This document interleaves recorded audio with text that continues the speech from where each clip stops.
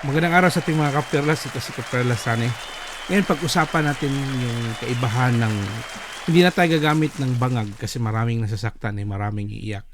Gamitin na lang natin is yung budol, pambansang budol or tawagin na natin na budol ng bayan.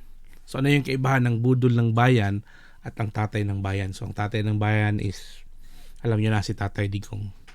So kung narinig nyo na yung palagi nating naririnig yung mangga, di ba? Mangga itong si budol ng bayan masarap kasi yung mangga, di ba? Masarap kainin yun. Hinog o dahilaw, masarap yun. So yung mangga, di ba? Manggagamit talaga to siya. Kung nakikita mo dito, ano yung bakit siya tinaguri ang manggagamit? Kasi yun nga, ginagamit niya yung office niya para protektahan yung sarili niya, di ba? Ginamit niya yung mga kapulisan, ginamit niya ang mga kasundaluhan, di ba? Para protektahan yung sarili niya. So yun yung kaibahan. Ito namang si Tatay ng Bayan ay siya yung nagpagamit, di ba? Handa niyang ibigay yung sarili niya para sa bayan. Pati nga yung mga pulis, di ba? Kaya nga andun siya sa Hague. Kasi sa mga kagagawa ng mga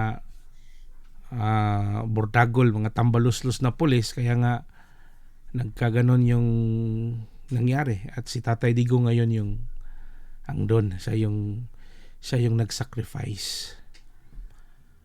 Actually, nung kung titingnan ho natin yung before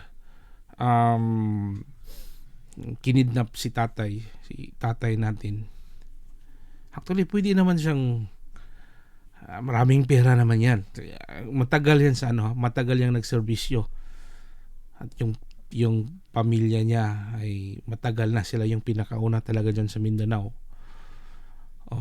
Kung gusto niya talagang, kung katulad siya ni Zaldico, yung katulad siya ng ibang mga walang bahag, mga talunan, mga walang prinsipyo sa buhay, aalis siya, kayang-kaya niya.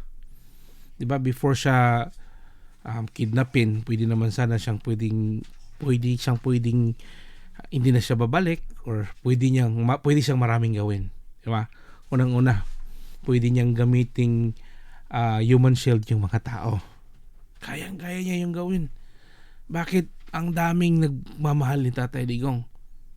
Isang salita ni Tatay Digong, sigurado ko ang daming makikinig. Diba? Pero ginamit yun ni Tatay Digong, hindi. Kasi alam niya kung gagamitin yun, maraming mga Pilipinong masasaktan, at ayaw na ayaw yun ni Tatay Digong. Yung mga kapulisan, di ba?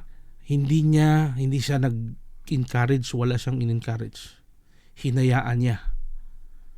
Kasi kung talagang nag-ano yun si Tatay Digong, kinausap niya yung mga kapulisan, kasi yung mga leader lang naman dyan yung pero hindi niya ginawa yun. Lalong-lalo na doon sa Mindanao, yung mga MNLF, mga kamuslimam. Kung si Raulo talaga si Tatay Digong, pwede niya yung gawin. Pwede niyang ipaglaban niya. Hindi yun siya magpadakip, hindi siya magpakidnap. Pwedeng gawin niya yun. Pero hindi niya yun ginawa. Bakit?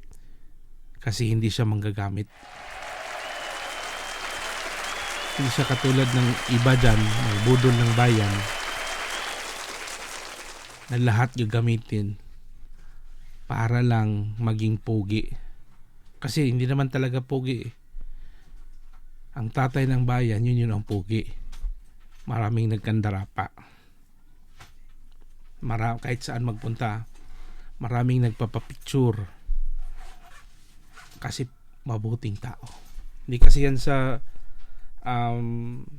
poporma yung sa kabutihan ng loob.